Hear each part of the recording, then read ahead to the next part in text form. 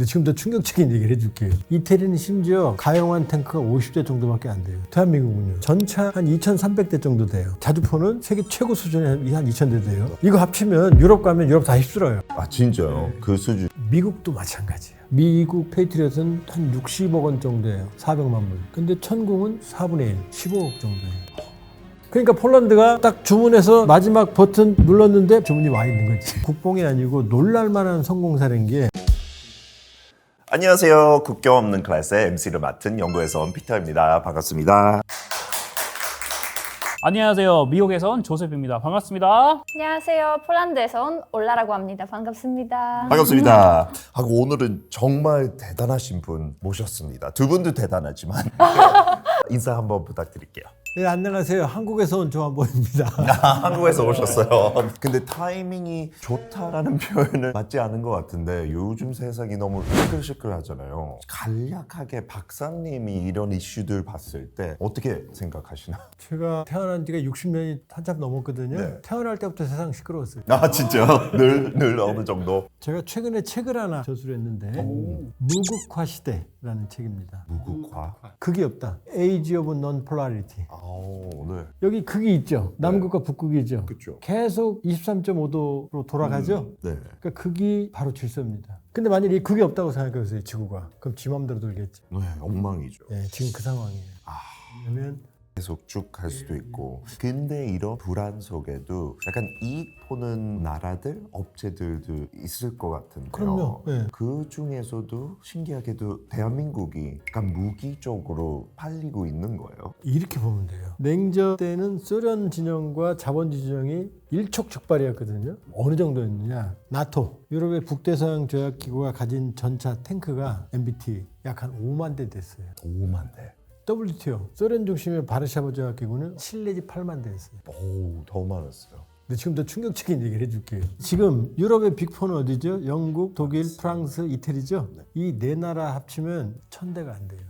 1,000대도 안 된다고요? 50대 1 밑으로 줄어졌어요. 영국은 챌린저, 독일은 레오파르드 2, 프랑스는 르클레르크, 이태리는 아리에테스거든요. 이태리는 심지어 가용한 탱크가 50대 정도밖에 안 돼요. 진짜 어떻게 해요? 영국도 200대, 300대 수준, 독일도 300대. 이 정도예요. 생각해보세요. 냉전이 끝났잖아. 유럽에 더 이상 전쟁은 없잖아. 우크라이나 침공 전까지. 없었잖아요. 야, 탱크 팔어. 와인 사와. 야, 탱크 공장 없애. 치즈 공장 만들어. 부어라, 마셔라, 샴페인 먹으면서 온 거예요. 그러니까 유럽은 더 이상 전쟁은 없을 거라는 행복한 착각에 빠진 거예요. 나토 협약에 따르면 GDP 2% 국방비를 쓰기로 했었는데 우크라이나 전쟁 이전까지 2% 쓴 나라는 몇 나라 없었어요. 아, 그 밑이었어요. 1% 정도 상황에서. 그러니까 유럽은 기술은 있는데 소량 주문 생산이에요. 미국도 마찬가지예요. 미국이 한 큰 전쟁이 어디에 결국 후세인 때려잡아 리비아, 오데세이 새벽, 사막의 폭풍 이 정도였거든요. 그러니까 미국도 체급이 비슷한 전면적으로 부딪힌 상황이 없어요. 베트남 전쟁 이후로. 그러니까 미국도 어마어마하지만 다 소량 주문 생산이에요. 그런데 딱 지구상의 두 나라가 1953년 이후로 죽이고 죽자고 전쟁을 준비했어요. 남한 북한이죠. 그러니까 대한민국은 방위산업의 생태계가 그대로 살아있는 거죠. 왜? 언제 전쟁할지 모르니까. 북한도. 그러니까 우크라이나 전쟁 터지니까 러시아가 김정은 발을 붙잡은 거고 나 좀 도와줘. 기술력은 떨어지지만 대한민국은요. 금속, 기계, 전기전자, 반도체, 화학 세계 최고잖아요. 그러니 세계 최고의 방산 생태계가 살아있는 거죠. 그러니까 모두 우리를 쳐다보는 거죠. 어느 정도냐면 이번 이란 전쟁의 특징이 뭐냐. 드론과 미사일이 날라오면 이걸 누가 잘 막느냐의 전쟁이에요. 방공망. 우리가 가장 잘 아는 유명한 게 바로 이제 미제 조셉의 나라 페이트리엇이거든요. 아, 네. 너무 비싸죠. 그렇죠. 근데 우리가 착각을 해요. 페이트리엇이 지금 90% 이상의 요격률을 보이거든요. 처음부터 그랬던 게 아니에요. 처음에는 요격률이 30에서 40%였어요. 진짜. 어떻게 그렇게 올라갔어요? 계속 개량을 하는 거예요. 싸우면서 수십 년 동안. 그런데 대한민국의 천궁 처음 개발돼서 첫 실전 데뷔했는데 96%예요. 첫 걸음부터. 물론 아랍에미리트가 공식적으로 96%라고 말은 안 했어요. 그러나 96%가 거의 정설처럼 여러 권위 있는 사람들이 지금 옮기고 있기 때문에 근거가 있고 그리고 그걸 가능하게 한 한국의 바로 놀라운 기술력이 만들어내요. 그리고 가성비 훨씬 좋지 않아요? 가성비는 구성 따라 다른데 페이트리엇의 전체 시스템 가격이 2분의 1에서 3분의 1. 오, 그 정도예요. 더한 게 있어요. 원래 방공망은 저게 비행기를 잡으려고 시작한 거예요. 근데 미사일이 발달되니까 이제 미사일을 맞출 때는 더 어려운 작업을 그렇죠. 하게 된 거거든요. 보통 미사일은 종말 속도가 마 10쯤 돼요. 시속 12,000km라는 얘기예요. 근데 떨어져요 지금. 근데 여기서 요격을 해요. 그러면 총알을 맞추는 것보다 더 힘들거든요. 안 맞을 수가 있잖아요. 그렇죠. 그래서 최소 2발을 쏴요. 불안하면 4발까지 쏴요. 왜냐 이걸 막는 게 중요하니까 핵탄두 같은 거는. 그러니까 방공 미사일의 특징은 소모가 많아요. 근데 지금 조셉이 말한 페이트리엇의 가성비 뭐냐? 미국 페이트리엇은 한 60억 원 정도예요. 400만 불. 근데 천궁은 4분의 1, 15억 정도예요. 훨씬 더 많은 거 같은 돈으로 살 수 있어요. 성능은 미제 조셉의 미제와 같거나 높은데 아니면 약간 떨어지는데 가성비는 더블. 그러니까 난리가 나는 거예요. 그래서 미국 사람들이 현대차 포드보다 좋아하는 것도 똑같아요. 결국에는 성능은 똑같거나 아니면 좀 더 좋은데 가격이 3분의 2 정도 되니까. 그렇죠. 그러니까 두 가지입니다. 물론 대한민국이 여기까지 오는 데는 영국도, 미국도 주도해서 폴란드도 왔죠. 연합국을 도와줬죠. 우리가 어려울 때. 그러니까 유엔이 도와서 성공한 최고의 나라가 여기라고 볼 수 있어요. 근데 70년 이상 전쟁을 준비해왔다는 점, 그리고 기술력이 모든 분야에서 골고루 올라왔다는 점, 이 두 개가 결합해서 K방산인 거예요. 산업이 골고루 다 있어요. 자, 부산 쪽으로 가볼게요. 울진 원자력 발전소 있죠, 포항 제철소 있죠, 조선소 있죠, 경남에 여러 가지 기계공업단지 있죠. 그들이 연결돼 있잖아요. 차로 한두 시간 내에 모든 부품이 모일 수 있는 거예요. 미국은요, 오클라호마 있고 저쪽에서 안 되죠. 있다고 해도 그렇지, 있다고 해도 있지도 않지만 영국은 이미 다 나갔잖아요. 그러니까 폴란드가 우크라이나 사태 나니까 바로 붙어 있으니까 어디지? 하고 보니까 한국밖에 없는 거예요. 딱 주문해서 마지막 버튼 눌렀는데 바로 주문이 와 있는 거지. 속도도 한국이 훨씬 빨라요. 만드는 그리고 유지 보수, 속도, 기술 이전도 훨씬 많이 해줘요. 왜냐, 우리는 팔로워잖아요. 미국은 퍼스트 무버고. 그러니까 팔로워가 따라가려면 더 얹어줘야 되잖아요. 1+1 해야 되고 그런 거잖아요. 그래서 K방산이 여기까지 온 거고, 한국의 K방산이 기본기가 튼튼하다는 거죠. 항상 초긴장 상태에서 적과 대치한 상태에서 무기를 개발하니까 항상 실전에 바로 쓸 수 있는 체계가 돼 있는 거죠. 그게 K방산의 비결이에요. 진짜 대단하게 느껴져요. 박사님이 그렇게 얘기하니까. 근데 더 대단한 것도 약간 다른 나라 공격보다 방어 도와주는 거, 중국 그 시스템처럼. 근데 조금 걱정되는 거, 많이 팔면 우리들 지킬 수 있나요? 대한민국 만약에 공격 지금 당하면 다 팔았으면 어떻게 해요? 우리가 쓸 수 있는 기본적인 것들은 항상 가지고 있어요. 그럼 미니멈 같은. 그렇죠. 예를 들면 105mm 포라는 게 있거든요. 네. 보통 현대의 주포는 155mm를 써요. 동유럽 쪽은 152도 쓰거든요. 이게 사거리가 한 40km 되거든요. 근데 가장 중요한 건 얘네들이 지금 우크라이나 전쟁에서 드론이 전쟁을 좌우하고 미사일이 좌우하는 것 같잖아요.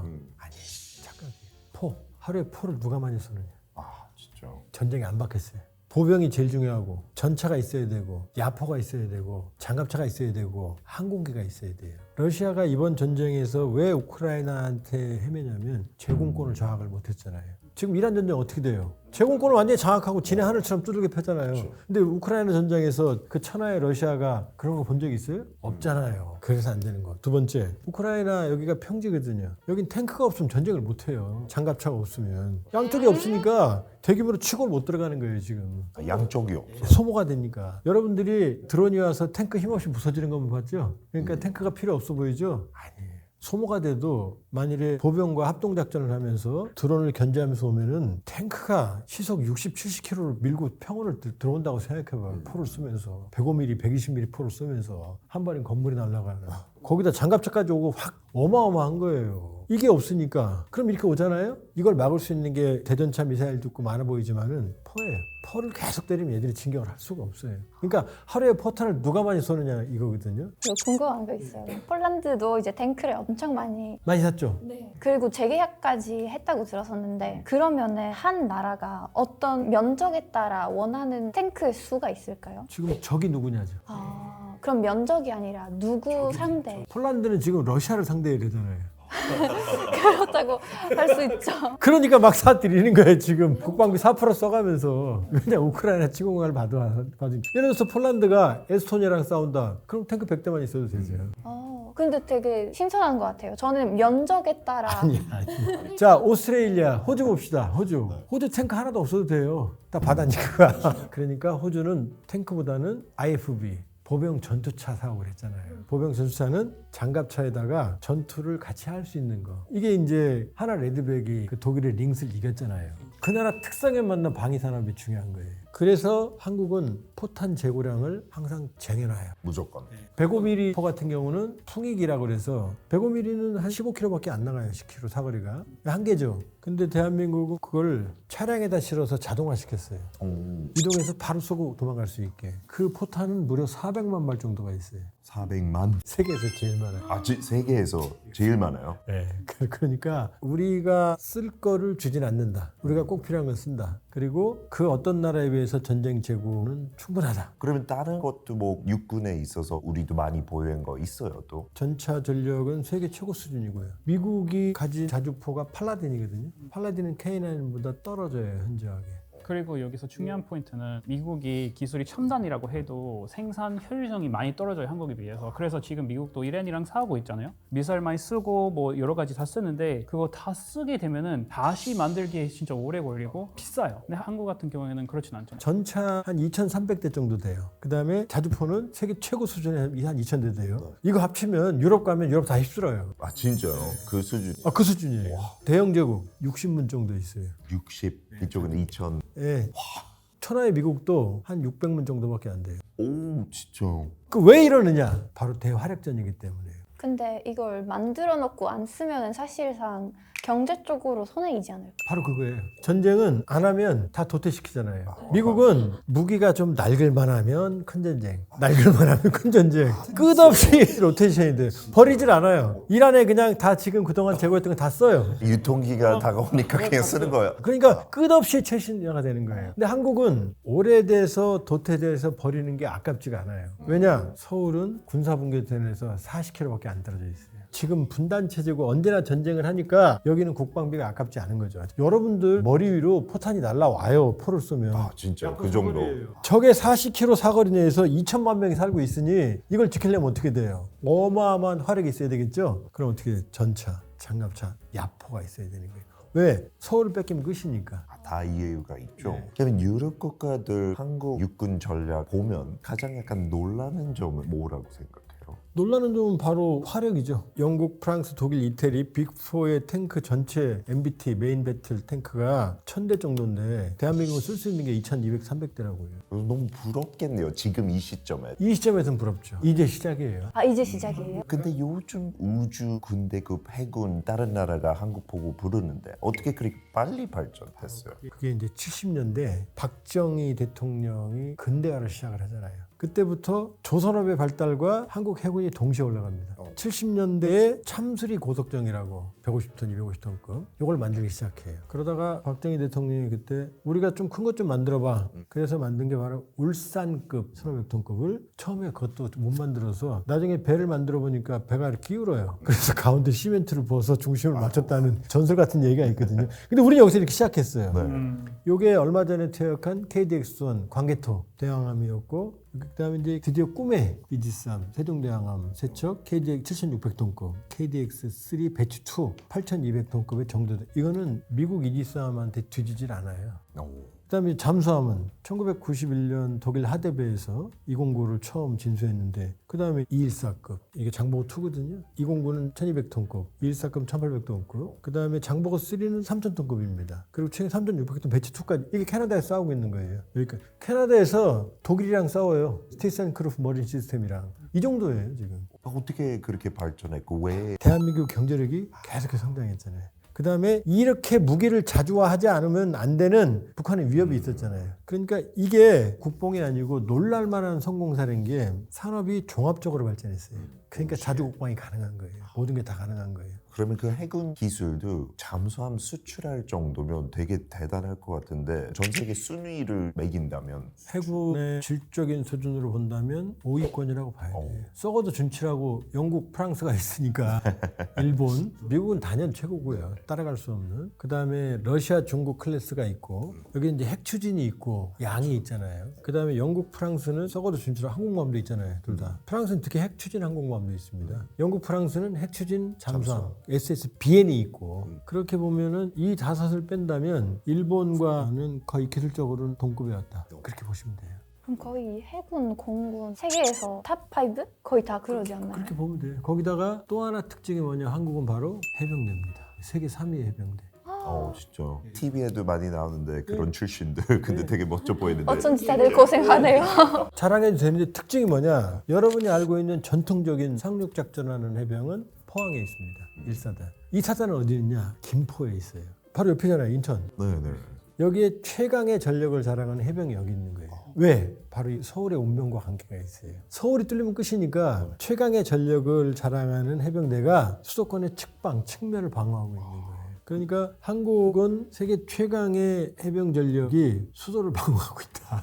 그러면 전쟁 나면 그게 제일 해군의 큰 역할이에요? 서울 지키는 거요? 아니죠. 원래 해병대는 상륙이잖아요. 그러니까 김포 백령도 쪽은 도서 지역이고 해병의 특성이 딱 맞는 곳이에요. 그러니까 서북 도서를 방어하는 그러면서 서해안 쪽 측면을 방어하는 중요한 역할을 하고 있는 거고. 자, 그럼 포항에 있는 해병대가 왜 북한으로서는 무섭냐? 해병대의 특징은 뭐냐면 어디로 상륙할지 모르잖아요.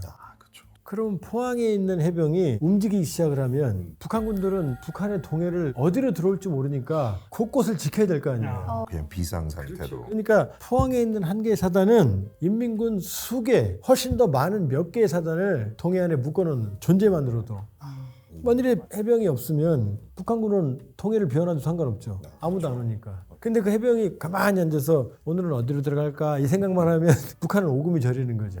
그러니까 동해안을 포기할 수가 없는 거죠. 그리고 해병이 왜 해병이라는 이름이 해군 역할과 육군 역할을 같이 하라는 얘기예요. 해병은 상륙을 하면 적은 기다리고 있단 말이에요. 적이 기다리고 있는데 상륙을 하려면 얼마나 어렵고 많은 희생이 있겠어요. 그래서 해병이 강인해야 되는 거예요. 그러니까 막강한 정신력과 막강한 체력 이게 있어야만 되는 거예요. 일반 보병보다 훨씬 더 강인해야 돼요. 여기서 안 끝나요. 다 올라갔어요. 거점을 확보했어요. 그러면 이제 후속 부대가 올 수 있는 마련이 될 거 아니에요. 그럼 이 후속 부대가 도착하면 먼저 내륙으로 진격해.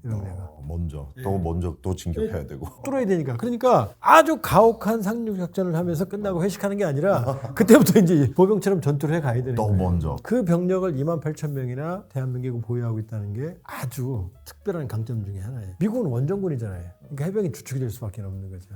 그런 면에서는 한국은 첫째 강력한 화력전, 두 번째 균형감 있고 세계 최고 수준의 방위산업, 자주국방 체계, 그 다음에 해병 전력이 튼실하다. 이런 것들이 특징이라고 할 수가 있어요. 공군 얘기하자면 외국에서는 KF-21 전투기를 개발했던 거 그 자체를 보고 너무 놀랐는데 한국 공군은 세계적 수준은 어느 정도 되는 거예요? 한국 공구 수준을 보면 양적 질적으로 10위 안에는 분명히 들어갑니다. 왜냐하면 주력을 보면 F-15가 있어요. 지금 스텔스 F-35 이런 것들의 특징이 뭐냐면 F-35 스텔스니까 F-22 스텔스니까 F-15 필요 없잖아요.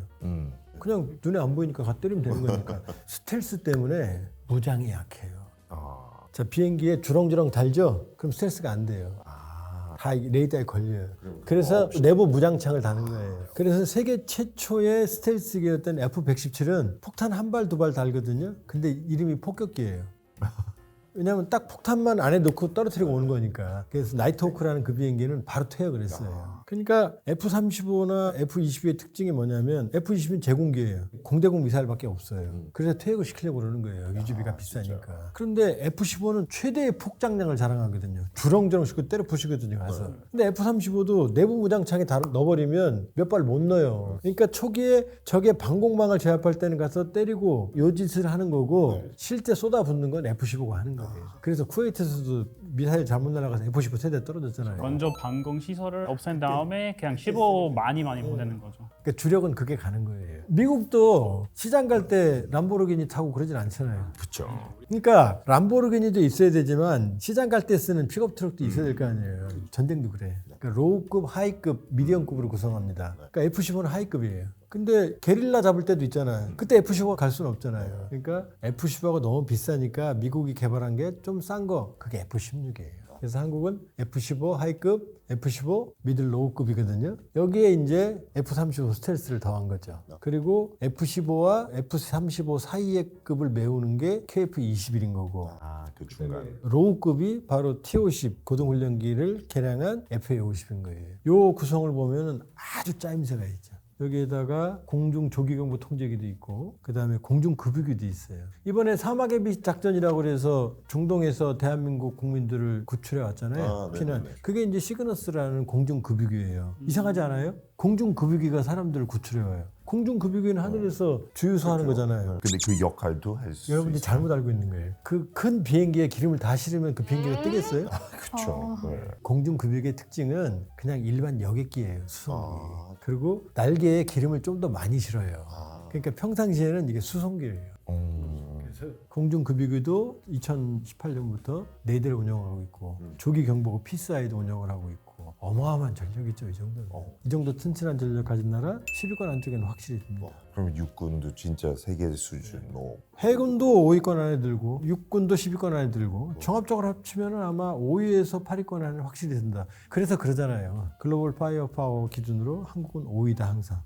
그럼 북한보다 훨씬 더 격차가 커요. 공군에 있어서 뭐. 35위 정도. 핵이 있어도.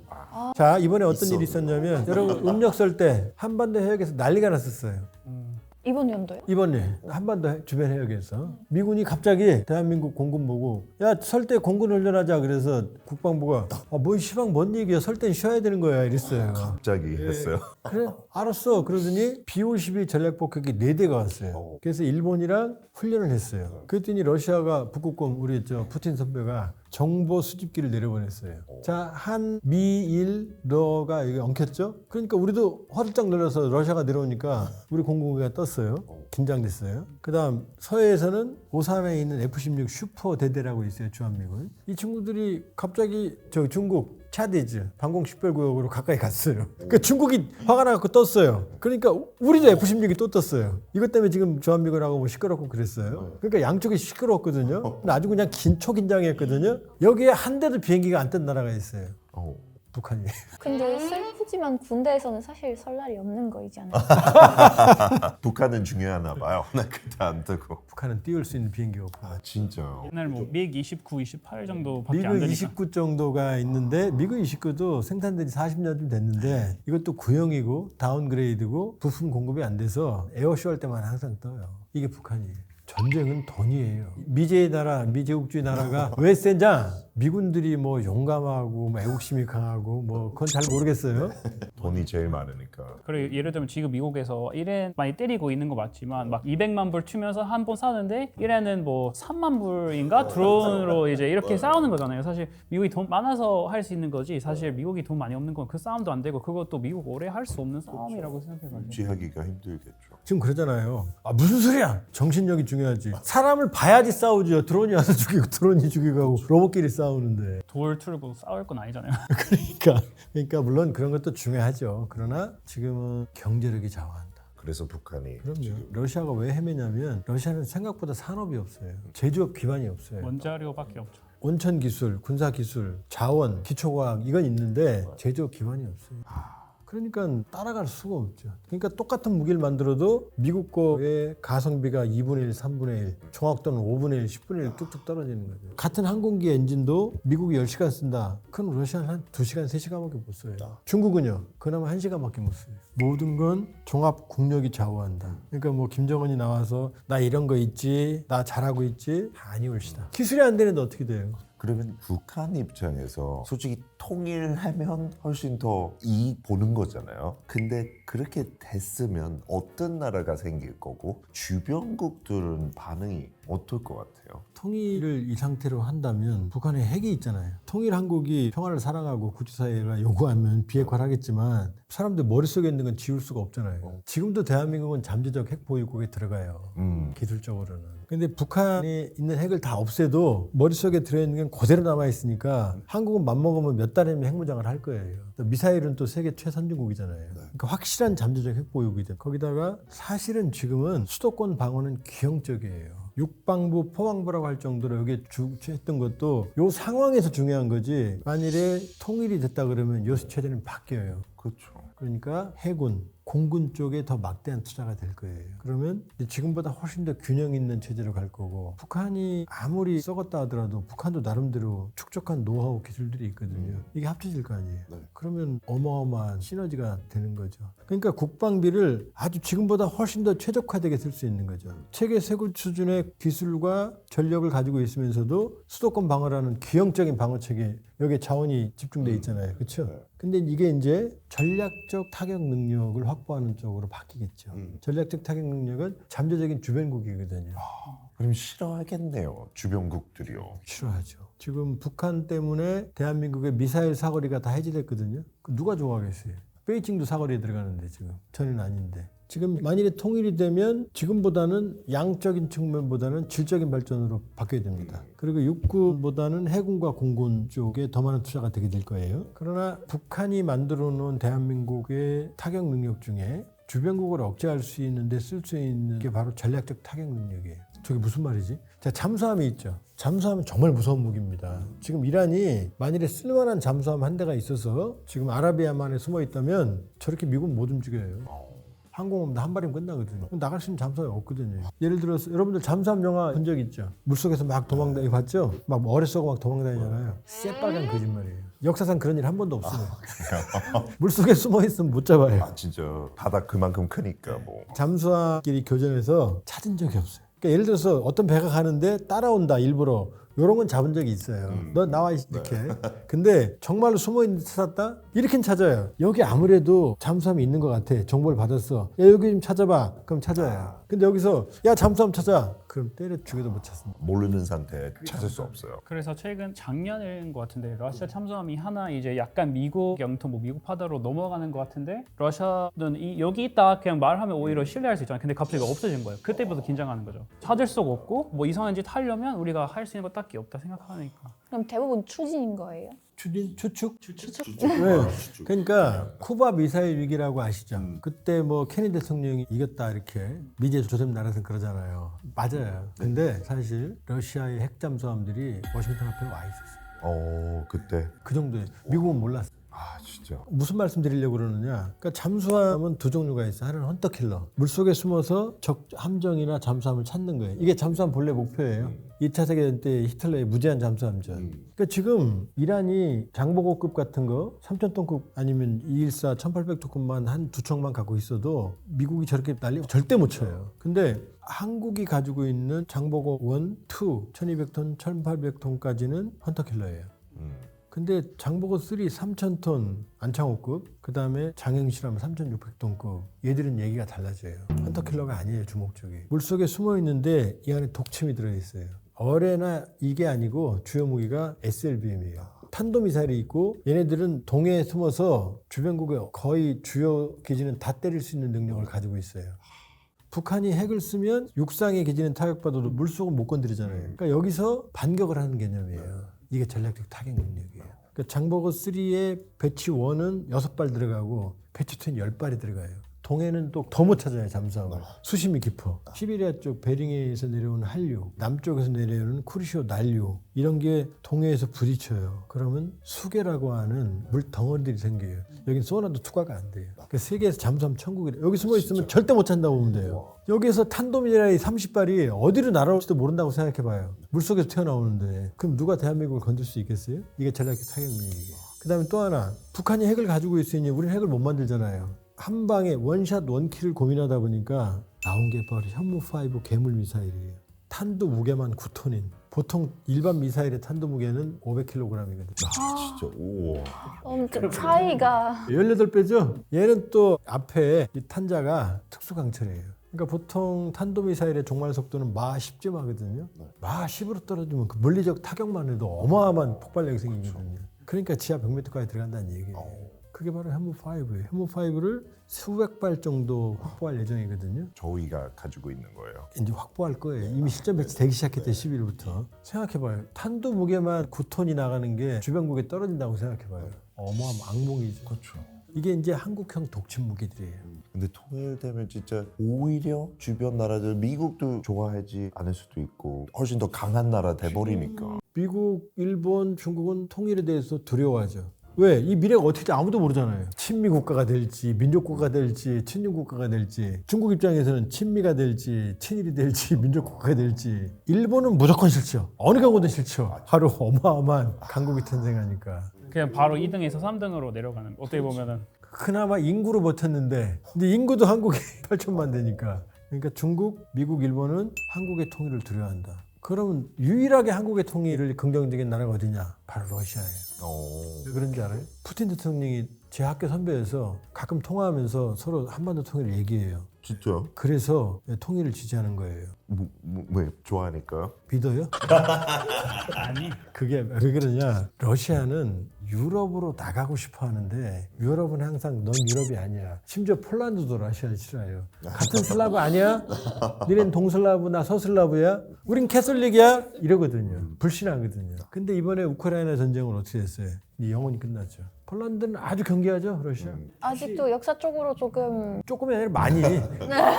뭐 카틴 숲의 학살부터 시작해서 어마어마하게 얽혀 있거든요. 그러니까 러시아는 유럽으로 못 나간다는 걸 푸틴은 잘 알아요. 러시아의 미래는 동방에 있다. 오리엔탈. 시베리아, 극동, 북극 항로. 이게 바로 푸틴의 신동방 정책이에요. 그래서 이런 것 때문에 트럼프 계속 그린랜드 언급도 하는 거잖아요. 그런 거예요. 있어야 된다고. 그런데 딜레마가 있어요. 동방으로 나와야 되는데 믿을 나라가 없어요. 인도 맨날 왔다 갔다 해요. 산업 생산력은 어딘가네. 중국은 어딘가 무서워. 왜냐? 하바롭스크주, 연해주, 아무르주 이거 합치면 한반도 면적의 5배, 6배거든요. 이게 원래 청나라가 관리하던 땅이에요. 제2차 아펜전쟁 1860년 베이징 조약, 1858년 아이온 조약으로 러시아가 뺏어갑니다. 그래서 중국이 동의를 못 나와요. 그러니까 중국 머릿속에는 이건 내 땅인데 여기 있는 거예요. 지금. 근데 지금은 논란은 크게 없죠. 없죠. 영토 문제는 해결됐죠. 근데 여러분들이 시진핑 머릿속에 들어가 보세요. 저 땅을 보면서 어떻게 생각하겠어요? 그렇죠. 동해니까. 저거만 있으면 동해로 나가는데 그럴 거 아니에요. 거기다 시베리아 극동의 러시아 인구는 수백만밖에 안 되잖아요. 그러니까 러시아는 이게 불안한 거예요. 그러니까 중국하고 손을 잡지만 항상 불안해. 북극곰들은 왕서방이 두려워. 싫어해요. 그거예요. 깡패들이 같이는 해도 서로 깡패냐 서로 오늘은 친구인데 내일 어떻게 될지 모르는 상황이잖아요. 제가 한 얘기 아닙니다, 여러분들. 예. 미제 조셉이 얘기했습니다. 맞는 말이에요. 왜냐하면 둘이 서로 만나지만 항상 긴장 관계가 있어요. 어느 정도냐면 자 볼까요? 시베리아 힘, 시베리아 1, 2를 통해서 거의 1조 달러 규모의 가스를 향후 30년간 합쳐서 중국으로 가거든요. 그래서 지금 봄 되는데 황사가 안 오는 거예요. 중국이 석탄을 가스로 바꾸고 있어요. 그래서 안 와요? 우리 불곰 형 때문에. 감사하네요. 감사하죠. 그런데 이 어마어마한 가스가 중국으로 흘러 들어가면 가격 결정권을 누가 갖게 되겠어요? 중국이 가지게 되는 거예요. 이 가스를 여러 나라가 사가야 되는데 중국으로 다 가고 있잖아요, 지금. 그러니까 이게 중국과 러시아가 전략적 동맹이 못 되는 이유예요. 한계가 있는 얘기예요. 일본과 손을 잡고 싶은데 일본은 오버가 있어요. 북방 사계도서가 있잖아요. 일본의 땅을 2차 대전이 끝나고 러시아가 갖고 안 내주고 있잖아요. 이거 푸틴이 내주겠어요? 그럼 일본은 또 제약이 있어요. 자, 한반도로 가볼게요. 아, 북한은 참 이번에 많이 도와줬어요. 근데 얘네는 전쟁할 때만 필요하지 전쟁 끝나면 필요 없는 애들이에요. 한국은요. 기계, 전자, 반도체, 조선, 경공업, 그 다음에 제일 중요한 게 있어요. 한국과 러시아가 우리 대한민국과 관계를 끊으면 점심을 굶어요. 도시락을 못 먹잖아요. 도시락 라면. 그것 때문에 무조건 해야 돼요. 지금은 전쟁하는 푸틴이 전쟁에 이기려니까 김정은 바지가랑이를 잡잖아요. 전쟁이 끝나면 푸틴이 이제 뭐죠? 클린턴이 그랬잖아요. 전쟁 잘하는 부시한테 바보야. 문제는 경제야. 전쟁 끝나면 러시아 사람들은 야 이제 먹고 살자 이렇게 되거든요. 이것도 결국 돈이네요. 그럼요. 그러니까 결국은 러시아는 한국을 그리고 북한이라는 미싱 링크가 있잖아요. 지금 단절 구간이 있잖아요. 그러니까 러시아는 뭐냐면 제 친구들이 야 니네 통일이 안 돼도 좋으니까 야 철도만 연결해. 시베리아 횡단 철도. 야 그냥 파이프만 연결해. 그럼 니네 좋으니까 가스 싸게 팔고 낼 테니까 이거거든요. 그러니까 한반도가 통일돼도 러시아 안보는 아무 영향이 없어요. 경제적으로 도움만 있어요. 그러니까 러시아가 착해서가 아니에요. 자, 북극 항로로 갈래도 부산항이 세계 2위의 환적항이에요. 환적항은 여러분 물류 창고라고 아시죠? 여러분도 쿠팡 그런 배달하는 회사들이 물건을 막 주문하면 왜 빨리 오냐면 이게 한 번에 오는 게 아니라 중간에 거점으로 계속 와요 이렇게. 여기 모였다가 오는 거거든요. 그래서 환적항이 중요해요. 그리고 이 부산은 한반도 종단철도를 연결하면 TSR, 시베리아 횡단철도와 바로 연결되잖아요. 유럽까지 가잖아요. 그러니까 러시아 입장에서는 한국은 보고 온 거예요. 다 가지고 있어. 그 다음에 시베리아 극당의 지하전 한국이 쓰고 한국으로 파이프라인 빼서 아시아에 팔고 그 다음에 시베리아 횡단철도 한국이 쓰면 되고 TKR 연결하고 북극항로 부산항이 있고 한국의 조선업이 있고 그러니까 러시아는 한국을 절대로 필요로 해요. 근데 이걸 한국 사람들은 몰라요 잘. 제일 황당한 게 그거예요. 러시아는 공산주의 국가라 알아요 지금도. 러시아는 독재 국가지 공산주의 국가 아니에요. 자본주의 국가예요. 그러니까 우리는 아직도 과거의 관상에 사로잡혀 있는 거죠. 근데 오늘 들어보니까 북한이 옆에 있어서 위험한 것보다 대한민국이 발전해서 더 안전한 나라고 매력적인 이 군사력도 있고 오히려 감사한 것까지는 아니지만 결과적으로 양어장 할 때 메기 같은 거 하나 넣어놓으면 물고기들이 훨씬 더 건강하다잖아요. 위협적인 놈이 있으니까 막 도망다니느라고 그거 비슷한 거죠. 진짜 이거 너무 필요한 것 같아요. 뭐 어디나 뭐 회사 속에도 그렇고 저도 솔직히 어썸크리에 할 때 조셉 있을 때 제일 잘해요. 위험 느끼니까 제일 호스감이 있으니까. 원래 선배인데 자리 뺏길까봐. 아니 근데 오늘 너무 흥미로운 얘기였는데 어떠셨어요 두 분? 저는 되게 새로웠어요. 원래 군대를 갔다 온 친구들 얘기 조금씩만 들어봤었는데 되게 구체적인 여러 가지 방면에서 해석을 들어보니까 아 이거 내가 생각했던 것보다 훨씬 대단하고 복합적인 문제였구나 싶은 거예요. 되게 많이 배운 것 같아요. 저도 저 청취 외과과 출신이라서 많이 안다고 생각하고 뭐 관심 많이 갖고 있는데 역시 오늘도 박사님이랑 만나면서 많이 배웠습니다. 아유 고맙습니다. 오늘 너무 고생 많으셨어요. 감사합니다. 감사합니다.